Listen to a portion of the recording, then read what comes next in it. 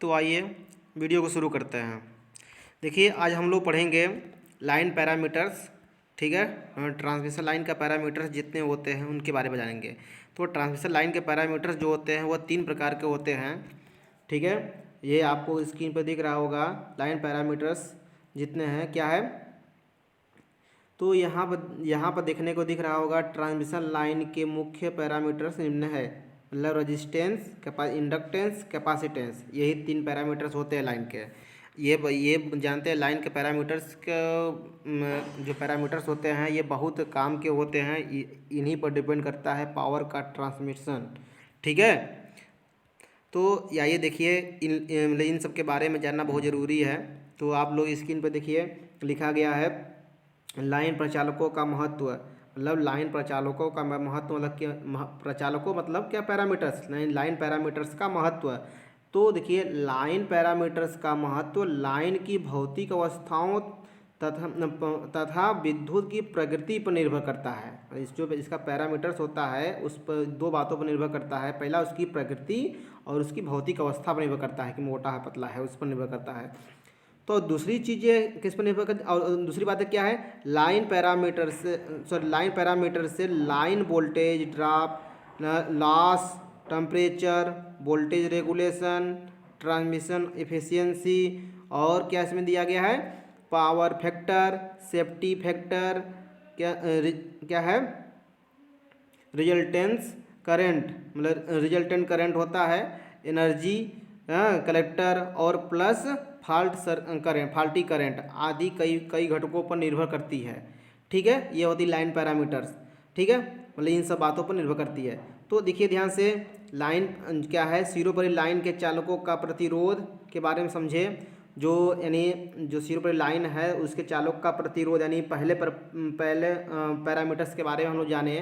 तो क्या है, प्रतिरोध क्या होता है, मतलब जो ये पैरामीटर्स होता है ना, लाइन का पैरामीटर्स पर ये प्रतिरोध होता है। तो प्रतिरोध होता क्या है इसके बारे में जानेंगे हम लोग, सबके बारे में बारी बारी से। पहले प्रतिरोध के बारे में जानेंगे।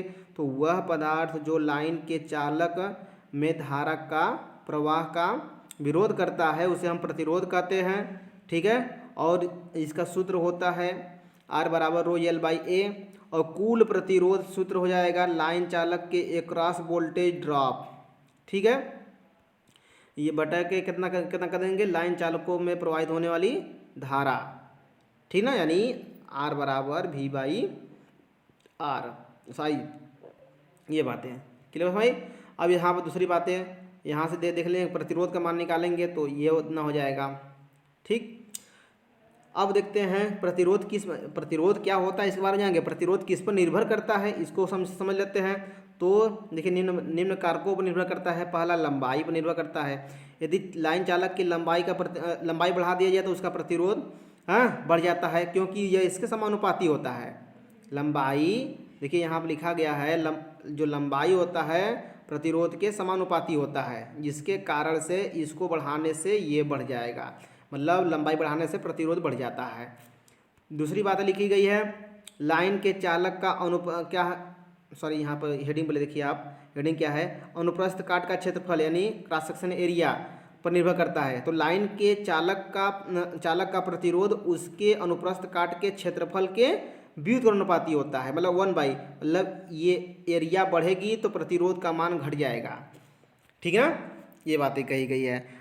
तीसरी बातें आपको यहाँ पर दिखने को दिख रहा होगा कि उसके प्रकृति पर निर्भर करता है, यानी जो पदार्थ की प्रकृति है, ये रो यानी क्या लोहे की है कि तांबे की है कि सोने की है कि चांदी की है या एल्युमिनियम की है, किसकी है चालक, उस पर डिपेंड करता है, ठीक है। तो यहाँ पर देखिए तापक्रम पर भी निर्भर करता है, टेम्परेचर पर भी निर्भर करता है। तापक्रम का मान बढ़ाने से प्रतिरोध का मान बढ़ जाता है। चालक के लिए प्रतिरोध का मान बढ़ जाता है, लेकिन अर्धचालक के लिए प्रतिरोध का मान घट जाता है।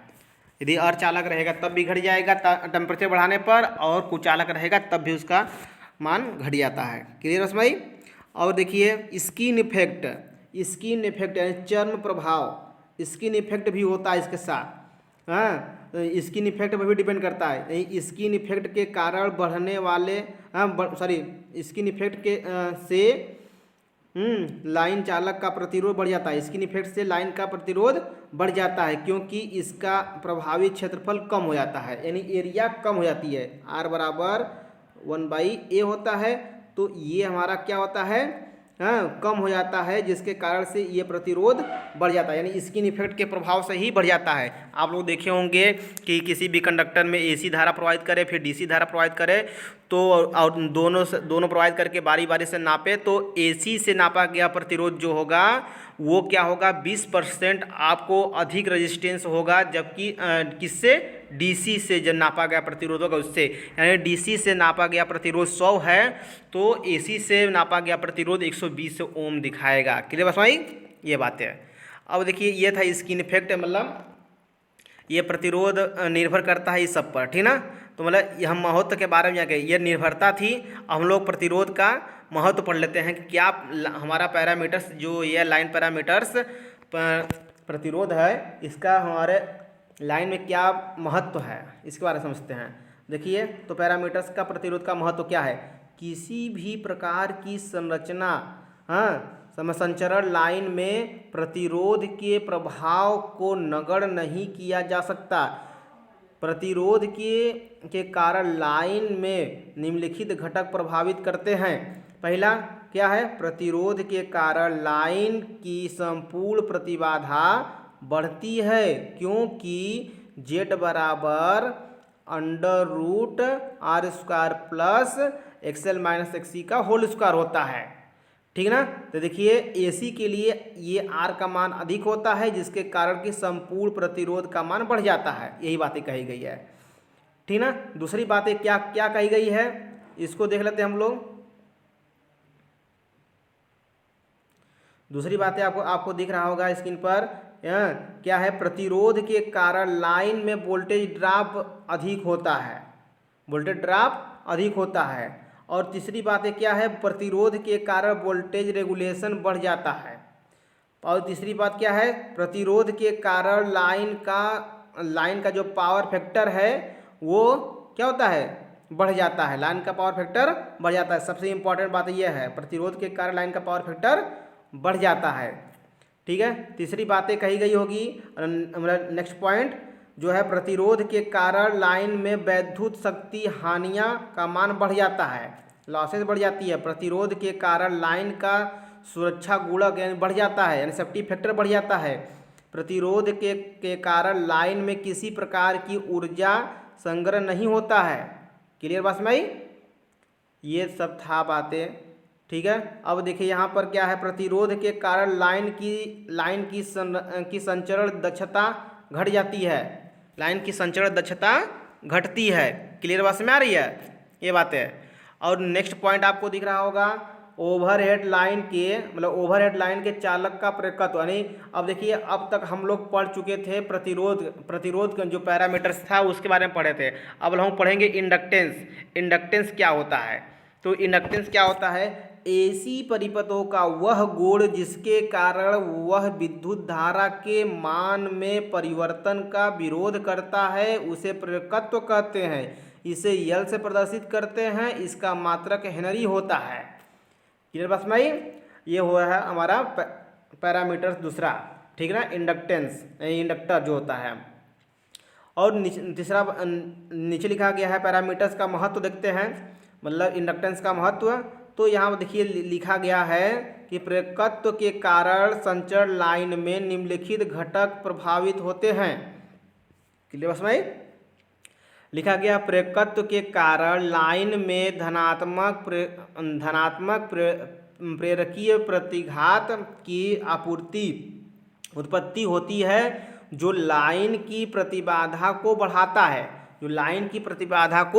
बढ़ाता है। प्रेरकत्व के कारण लाइन का शक्ति गुणक घटता है, प्रेरकत्व के कारण लाइन का शक्ति गुणक घटता भी है, ठीक है, ये बात ही कही गई है। और नेक्स्ट पॉइंट आपको देखिए क्या है, प्रेरकत्व के कारण लाइन का शक्ति गुणक घटता है। कैसे घटता है, देखिए R का मान क्या हुआ, अधिक होता है, जिसके कारण से cos फाई का मान घट जाता है यहाँ से। क्लियर बात समझ ना। और यहाँ से R का मान अधिक होने, यहाँ से R का मान भी अधिक हो रहा है, यहाँ से XL का मान भी अधिक हो गया। XL का मान अधिक होने से क्या हो गया कि हमारा ये टोटल ऑल ओवर का मान यहाँ से अधिक हो गया, जिसके कारण ऑल ओवर cos फाई का मान कम हो जाता है। तो प्रेरकत्व के कारण ये हमारा घट जाता है। प्रेरकत्व के प्रभाव से शक्ति गुणक पश्चिगामी होता है, यानी लैगिंग करता है। प्रेरकत्व के कारण लाइन की वोल्टेज ड्रॉप बढ़ जाती है। ठीक है, प्रेरकत्व के कारण लाइन का वोल्टेज रेगुलेशन बढ़ जाता है। ठीक है, ये सब देखिए बढ़ रहा है। प्रेरकत्व के कारण लाइन में वैद्युत हानियाँ शून्य होती है, मतलब जो लॉसेस होती है इसमें क्या होती है, शून्य होती है। बात समझ आ रही है। नेक्स्ट पॉइंट आपको देखिए 7वां पॉइंट दिख रहा होगा, प्रेरकत्व के कारण लाइन की संचरण दक्षता घटती है और प्रेरकत्व के कारण लाइन का सुरक्षा गुणक बढ़ जाता है, लाइन का सेफ्टी फैक्टर बढ़ जाता है। प्रेरकत्व के कारण लाइन में वैद्युत धारा के रूप में ऊर्जा संग्रह होता है। कितना ऊर्जा संग्रह होता है इसमें, हाफ एल आई स्क्वायर। आप लोग देखे होंगे कि जो लाइन होता है, कहते हैं ना कि इसमें लाइन मतलब लाइन कटने के बाद भी इसमें ऊर्जा रहती है, तो यही ऊर्जा जो होती है हाफ एल आई स्क्वायर रहती है, जो कि लाइन कटने के बाद भी आप उसको पकड़ते हैं तो आपको शॉक लग जाती है। ठीक ना, तो यही ऊर्जा होती है हाफ एल आई स्क्वायर। ये था इंडक्टेंस। ठीक ना, इंडक्टेंस के बारे में समझ में आ गया होगा। अब पढ़ते हैं हम लोग कैपेसिटेंस। तो कैपेसिटेंस क्या होता है, यानी धारिता जो पैरामीटर्स है उसके बारे में हम लोग देखते हैं।